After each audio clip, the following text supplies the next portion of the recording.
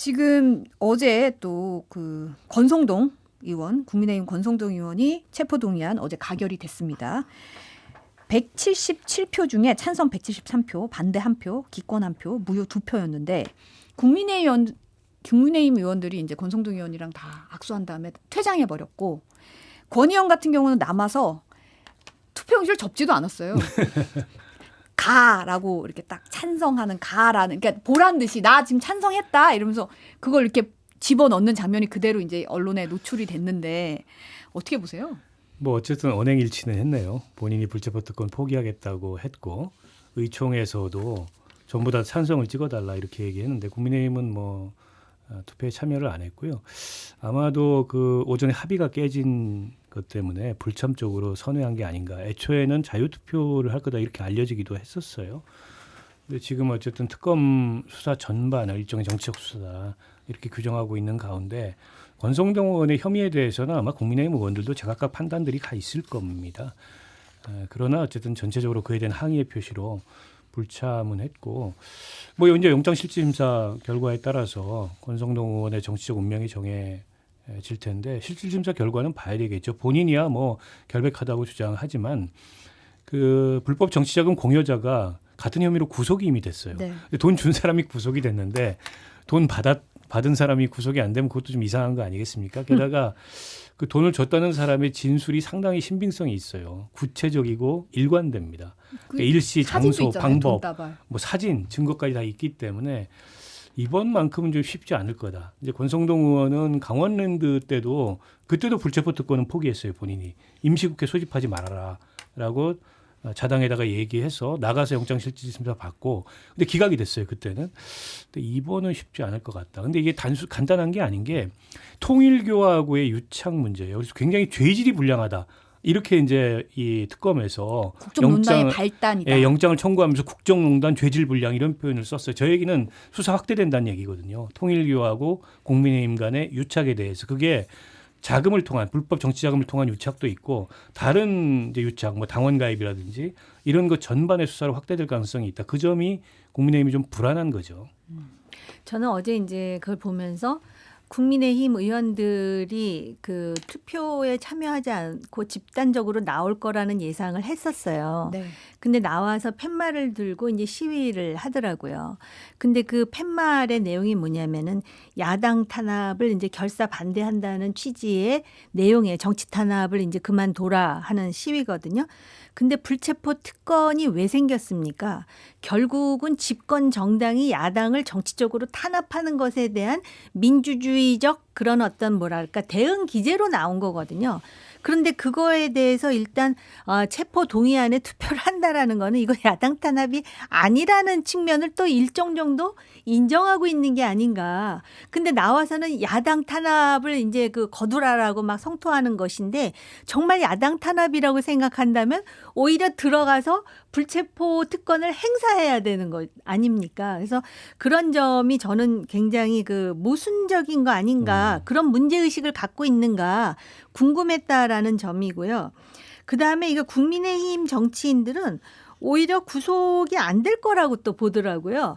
그 이유가 뭐 여러 가지 그 제기를 하면서 과거에 김용 민주연구원 부원장이 소위 5억을 받았는데도 구속이 되지 않았다 뭐 이런 주장을 하는 목소리도 나오더라고요. 그리고 이제 또 구체적으로 보자면 지금 권성동 의원 스스로가 나는 받지 않았다라고 지금 막 그 뭐라 그럴까 항변하듯이 주장을 하는 데다가 사진은 있는데 그것이 이제 전달됐다라는 어떤 물리적 증거 그럼에도 불구하고 정황상 그렇게 본인이 떳떳하다면 뭐하러 그렇게 그 윤 모 본부장이라는 사람하고 소통을 시도했는가. 그래서 국민의힘의 의원들은 머릿속이 상당히 복잡한 것 같다라는 느낌이 들었어요. 안 그래도 지금 권성동 의원은 본인 체포동의안 찬성을 했는데 반대 한 표가 나왔어요. 무효도 2표 나오고 기권도 1표 나왔거든요. 그래서 이거 반대 한 표 누구야? 이런 얘기 좀 나오더라고요. 모르죠. 뭐 무기명 비밀투표인데 어떻게 알겠습니까? 근데 국민의힘 의원들은 다 나갔다는 거 아니에요? 예, 국민의힘 의원들 다 나가고 그럼 야당 민주당에서 의원들만 나왔을 수 있겠네요. 아니면 다른 개혁신당도 나올 수도 있어서 있겠구나. 뭐 개혁신당 쪽이 아니겠나 이렇게 짐작은 하는데 정확한 건 알 수가 없습니다. 무기명 비밀투표는. 개혁신당 가능성 얘기가 좀 나오고 있고 아무튼 반대 한 표는 도대체 어디서 나온 거냐라고 얘기가 좀 나왔고요. 이런 와중에 국민의힘 당 윤리위원회 대선 후보 교체 시도 파동에 대해서 권영세 전 비대위원장, 이양수 전 사무총장에 대해서 최종적으로 징계하지 않기로 결정을 했어요. 이게 당무감사위가 당원권 정지 3년이라는 중징계 청구를 하는 상황이었잖아요. 근데 그냥 윤리위가 면죄부를 줬습니다. 어떻게 보세요? 그게 왜 그러냐면 당무감사위원장과 위원들은 상당수 한동훈 전 대표가 임명한 사람들이고 이제 윤리위원장과 윤리위원 상당수는 권영세 전 대표가 임명한 사람들입니다. 권영세 비대위원장이 상반된 결과가 나왔죠. 그러니까 당내에 일종의 이제 둘 다 독립된 윤리기구잖아요. 근데 거기서 상반된 저런 결론이 나왔다는 것 자체가 굉장히 뭐랄까요? 좀 지금 국민의힘의 상태를 보여준다고 할까요? 뭐 그런 거라고 보고 어쨌든 뭐 권영세 의원은 이번에 당무감사위에 그 징계를 받았으면 이양수 의원도 마찬가지고 다음 총선 출마 못하는 거예요. 3년 징계 당원권 정지 그렇죠. 받으면은. 네. 근데 구제가 된 건데 이제 이게 과연 정당한 윤리위의 판단인가에 대해서는 당내에서조차 문제 제기가 나오는 거 아니겠습니까? 결국엔 봐주기였고 권영세 의원이 임명한 윤리위원장이 일종의 솜방망이 처분을 내렸다라는 거고요. 근데 한번 우리가 상상력을 발휘를 해서 그 한밤의 후보 교체가 성공해서 당시에 네. 한덕수 전 총리가 후보로 나서고 대선 결과는 졌을 겁니다. 나섰더라도. 근데 지금 내란 주요 임무 종사자로 이제 기소가 됐어요. 그러면 당이 어떻게 됐을까요? 국민의힘이라는 정당이. 근데 그런 점에 대해서 일말의 반성이나 성찰이나 이런 게 없는 것 같아요. 특히나 그걸 주도했던 분들이. 그런 면에서 국민의힘의 어떤 변화, 혁신 이런 거를 지금 상태에서 기대하기 굉장히 어렵다고 보고 이제 그런 변화, 혁신을 기대하기 어려운 모습의 일단이 저 윤리 심사 결과를 통해서 드러난 게 아닌가 싶습니다. 그러니까는 한국 정치가요. 어떤 그 결정을 할 때 사실 그 시스템의 차원에서 상당히 그 공평무사한 그런 어떤 결론이 나올 때 이 정당성이 확보가 되는 건데 인간적 정리라는 게 상당히 여기저기에 이렇게 반영이 된다라는 걸 알 수가 있고요. 그 다음에 이제 국민의힘이 민주당을 비판하는 게 다수의 포갑이에요. 다수 논리로 모든 걸 좌지우지한다 그러는데 그 당내에 이런 어떤 일단의 결정을 보면 역시 여기서도 다수 논리가 작동하고 있다라는 것이죠. 그러니까 시스템 논리가 잘 안 되는 이유가 무엇인가? 그 미국 교과서에도 나왔다 그랬잖아요. 한국 정치의 병폐 중에 하나가 연줄주의라고. 그래서 왜 이렇게 연줄주의가 수십 년이 지나도록 개선이 안 될까를 생각해 보니까 그 다른 나라 같은 경우는 우선 인종부터 다양하잖아요. 그러니까는 어떤 갈등이 나왔을 때 그거는 미리 정해진 게임의 룰에 따라서 결론을 내릴 수밖에 없는데 우리는 게임의 룰 이전에 나도 알고 너도 알고 또 건너 알고 이런 게 굉장히 많이 작동한다라는 것을 알 수가 있죠. 그리고 지금 의원님께서 지적하듯이 이게 지금 어떤 사람에 대한 어떤 친소관계라든지 정리를 떠나서 당을 위해서는 어떤 결정이 내려지는 것이 맞는가를 볼 때 이거는 정말 정당다운 모습은 아니죠. 그래서 정치학 교과서에 보면 정당이 있고 도당이 있어요. 그러니까 정당이라는 거는 어떤 그 공공선을 위해서 물론 자신들의 권력 추구라는 그런 이익뿐만이 아니라 명분이 있는데 도당은 바로 이런 식으로 매우 편협하고 지역적인 이해관계에 따라 움직일 때 우리가 그거를 정당 즉 파티라는 표현을 쓰지 않고 클리크라는 표현을 쓴다 이렇게 배웠거든요. 근데 지금 이런 현상이 아직까지도 한국 정치에서 나타나고 있다. 전 사실 이런 말을 하면서도 마음이 아파요.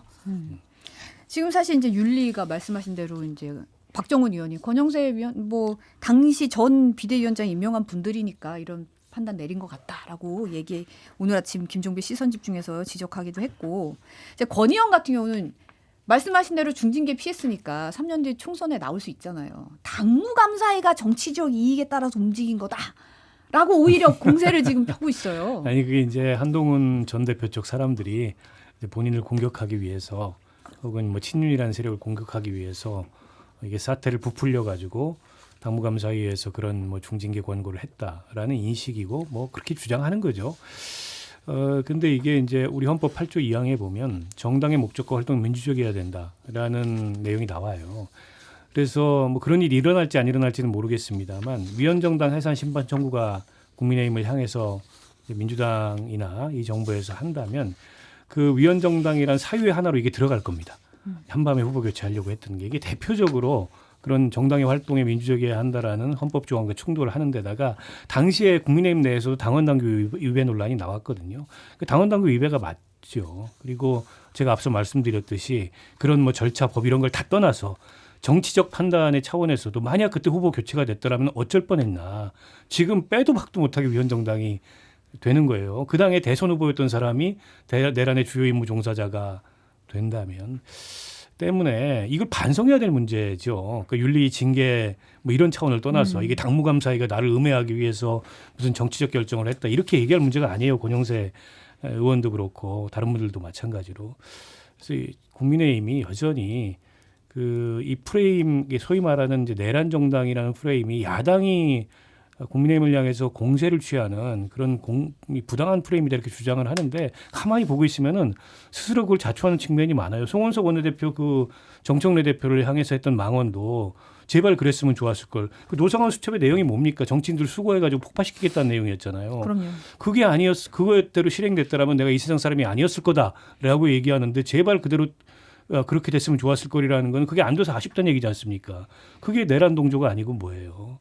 그래서 내란 정당이라는 프레임은 여당에서 국민의힘을 공격하는 것만이 아니라 국민의힘 스스로 여전히 윤어게인을 외치고 과거의 본인들의 잘못된 행동에 대해서 전혀 성찰하지 않음으로 스스로 강화하고 있다. 이 점을 전 지적하고 싶습니다. 사실은 그 조금 전에 이제 원내대표 국민의힘 이 원내대표에 대한 비판은 국민의힘 내부에서 더 크게 나와야 돼요. 그게 국민의힘이 살 길이에요. 제가 볼 때. 그러니까 국민의힘이 살아야 본인도 사는 구도가 아니라 국민의힘이 죽어가도 나는 살 수 있다라는 일말의 희망들이 있는 것 같아요.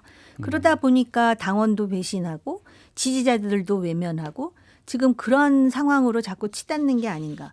그리고 이제 당무감사위를 향해서 정치적 이익에 따라 움직였다 그러잖아요. 그러니까 당무감사위도 그렇고 윤리위도 그렇고 내용이 너무 추상적이잖아요. 과정은 거칠었지만 비상하고 힘든 상황이어서 징계를 면해 준다라는 것인데 이런 거 말고 구체적으로 얘기할 수 있는 게 있잖아요. 당무감사위도 적어도 그 지금 당원권과 관련해 가지고선 3년이라는 중징계를 청구했으면 내용을 상술해서 공개를 하고 이거에 대해서 당원들도 판단하게끔 하는 것이 맞다라고 보여지고요.